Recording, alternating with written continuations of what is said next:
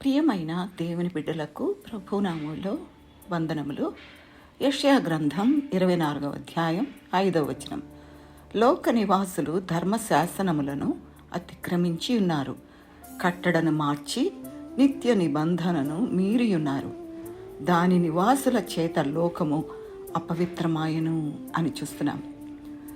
మనము దేవుని యొక్క సృష్టి అంతా చూస్తే మంచిది మంచిది మంచిది అని దేవుడు ఎంతో సంతోషించినట్టుగా మనం చూస్తాం. కానీ భూమి దేవుని పవిత్ర సృష్టిలో భాగమే, కానీ మనుషులు దానిని భ్రష్టు పట్టించారు అని మనం అర్థం చేసుకోవచ్చు. మానవుల శ్రేయస్సు కొరకు దేవుడు శ్రేష్టమైన పవిత్రమైన శాసనాలు మరి నిబంధనలు ఇచ్చాడు. మనుషులు వాటిని తృణీకరించి వాటిని మీరారు. దేవుని దృష్టిలో ప్రపంచ చరిత్ర ఇదే. ఆదికాండం 6వ అధ్యాయము 5వ వచనంలో నరుల చెడుతనము భూమి మీద గొప్పదనియు వారి హృదయంలోని ఊహ అంతయు ఎల్లప్పుడూ కేవలము చెడ్డదనియు యెహోవా చూచి అని చూస్తున్నాం. కాబట్టి భూమిని సృష్టించిన తరువాత ఆదికాండం 6వ అధ్యాయంలో ఆదాము చేసిన పాపం వలన నరులేమైపోయారు? పాపులైపోయారు. కాబట్టి వారి హృదయం ఎలా ఉంది?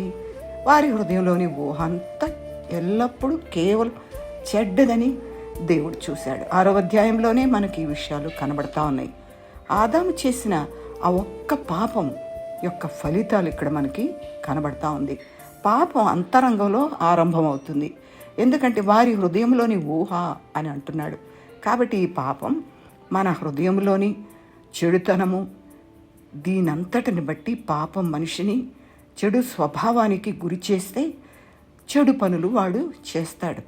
ఇక మనిషిని అతడి చెడు స్వభావానికే వదిలివేస్తే దేవునికి మంచి అనిపించే ఒక్క తలంపు కూడా మానవుల్లో ఉండదు అని మనం గమనించాలి. జలప్రళయానికి ముందు జీవించిన వారికంటే స్వభావరీత్యా మనం మంచివాళ్ళమని భావించడం తగదు, అది వ్యర్థమే. ఎందుకంటే రోమీయులకు రాసిన పత్రిక 3వ అధ్యాయంలో ఏ భేదమును లేదు, అందరూ పాపము చేసి దేవుడు అనుగ్రహించు మహిమను పొందలేకపోతున్నారు అని అంటున్నాడు. ఒక్కడూ లేడు, నీతిమంతుడు ఒక్కడూ లేడు అని అంటున్నాడు పౌలు.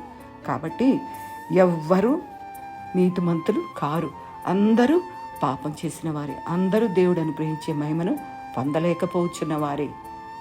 కాబట్టి మనల్ని మనం పరీక్షించుకొని దేవునికి అంగీకారంగా జీవించడానికి దేవుడు సహాయం చేయనుగాక. ఆమేన్.